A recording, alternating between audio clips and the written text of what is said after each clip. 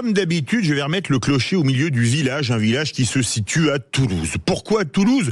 Parce que c'est là que se trouve l'hôpital Rangueil et que le fait divers qui s'y est passé le week-end dernier a, c'est le moins qu'on puisse dire, beaucoup fait rire, mais a attiré mon regard sur deux aspects que personne n'a relevés. Rappelons les faits. Un homme s'est rendu aux urgences de l'hôpital avec un obus de 37 mm allemand coincé dans le rectum. Une expérience pour le moins originale faite, si on en croit l'intéressé, après avoir pris de la cocaïne.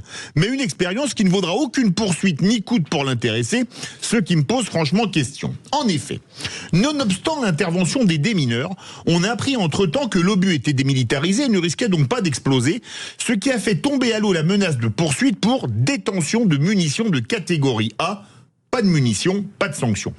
Mais enfin, comment expliquer que, si l'intéressé avait bien pris de la cocaïne, une simple amende ne lui a pas été à minima infligée, sachant que de consommer de la drogue, dure en particulier, constitue un délit?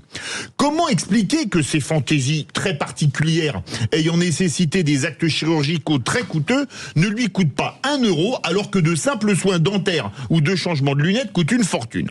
Comment expliquer qu'un acte dangereux, ayant nécessité l'intervention outre de personnel hospitalier, de pompiers, de démineurs, ne coûte pas 1 centime à l'intéressé, alors qu'une chute accidentelle sur une piste de ski vous coûtera de l'argent si vous n'avez pas pris l'assurance en plus des forfaits?